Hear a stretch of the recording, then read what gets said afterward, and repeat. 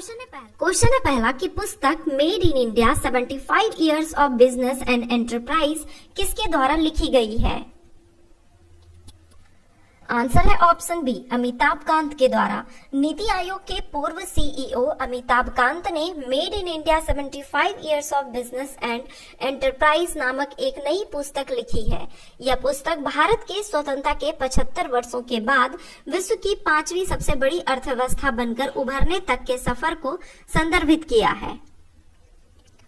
भारत ने हाल ही में अरुणाचल प्रदेश में चीन सीमा के पास हाई एल्टीट्यूड आर्टिलरी रेंज से फायरिंग अभ्यास किया गया। इसे कौन सा युद्धाभ्यास नाम दिया गया?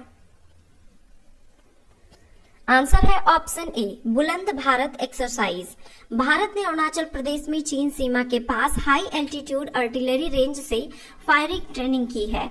इस युद्धाभ्यास को बुलंद भारत एक्सरसाइज नाम दिया गया। भारतीय सेना ने ईस्टर्न थिएटर ने नॉर्थ ईस्ट में हाई एल्टीट्यूड आर्टिलरी रेंज से फायरिंग ट्रेनिंग की है। चीन की चालबाजियों का जवाब देने के लिए वास्तविक नियंत्रण रेखा LAC के पास ऊंची और घनी पहाड़ियों के बीच ये ट्रेनिंग हुई है। बंगाल की खाड़ी में उठने वाले चक्रवाती तूफान मोचा को किस देश द्वारा नाम दिया गया है? आंसर है ऑप्शन सी, यमन द्वारा। बंगाल की खाड़ी में उठने वाले चक्रवाती तूफान मोचा साल के पहला चक्रवात है। संभवतः चक्रवात मोचा का असर पूर्वी भारत से लेकर बांग्लादेश और म्यांमार तक रहेगा। साल के पहले चक्रवाती तूफान का नामकरण यमन को करना था, लिहाजा 6 मई को बंगाल की खाड़ी में आने वाले भयंकर चक्रवात का नाम यमन ने अपने लाल सागर तट पर एक बंदरगाह शहर मोचा के नाम पर रखने का सुझाव दिया था। मोचा चक्रवात शब्द ग्रीक शब्द से बना है जिसका अर्थ सांप की कुंडली है। नेशनल ग्रीन ट्रिब्यूनल NGT ने ठोस और तरल कचरे का वैज्ञानिक रूप से प्रबंधन करने में नाकाम रहने पर बिहार सरकार को पर्यावरण क्षतिपूर्ति के तौर पर कितने करोड़ रुपए का जुर्माना लगाया है? आंसर है इसका ऑप्शन डी, 4000 करोड़ रुपए का। नेशनल ग्रीन ट्रिब्यूनल NGT ने ठोस और तरल कचरे का वैज्ञानिक रूप से प्रबंधन करने में नाकाम रहने पर बिहार सरकार को पर्यावरण क्षतिपूर्ति के तौर पर 4000 करोड़ रुपए का जुर्माना लगाया है, जिसे 2 महीने में जमा करने का आदेश दिया है। अंतर्राष्ट्रीय तेंदुआ दिवस किस तिथि को मनाया जाता है? आंसर है ऑप्शन बी, 3 मई को।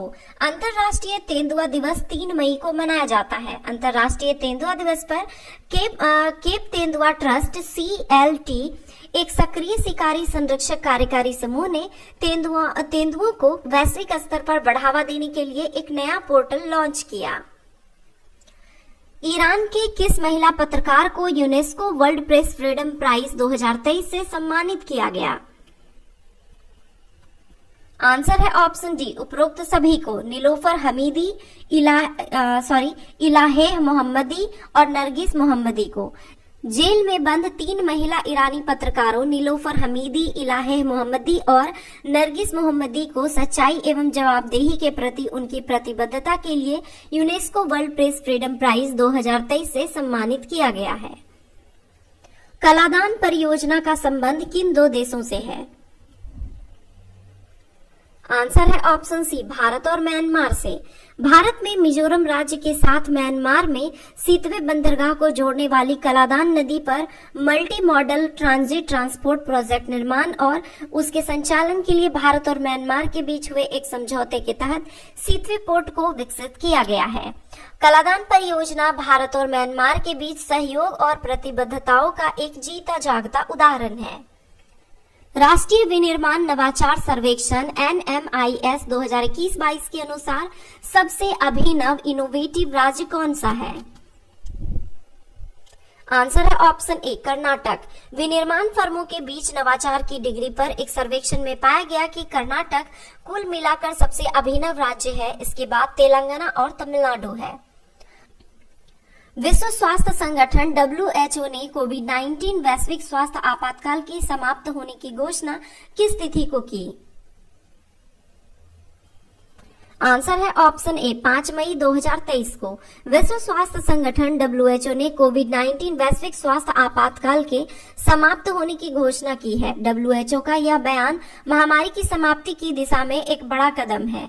उन्होंने यह भी चेतावनी दी कि कोरोना वायरस अभी खत्म नहीं हुआ है और अपना स्वरूप बदल रहा है, जिससे वैश्विक स्वास्थ्य जोखिम बना हुआ है। विश्व स्वास्थ्य संगठन ने 30 जनवरी 2020 में कोरोना वायरस के प्रकोप को अंतर्राष्ट्रीय स्तर पर सार्वजनिक स्वास्थ्य आपातकाल घोषित किया था। 14 जुलाई 2023 को पेरिस में आयोजित बेस्टिल डे परेड में विशिष्ट अतिथि कौन होंगे?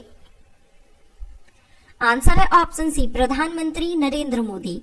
प्रधानमंत्री नरेंद्र मोदी 14 जुलाई को पेरिस में इस वर्ष के बेस्टिल डे परेड में विशिष्ट अतिथि होंगे। विदेश मंत्रालय ने बताया है कि भारत फ्रांस की महत्वपूर्ण सामरिक साझेदारी की 25वीं वर्षगांठ के उपलक्ष्य में भारतीय सशस्त्र बल फ्रांसीसी सशस्त्र बल के साथ परेड में भाग लेगा। इस यात्रा से दोनों देशों के बीच रणनीतिक, सांस्कृतिक, वैज्ञानिक, शैक्षणिक और आर्थिक सहयोग संबंध और मजबूत होंगे।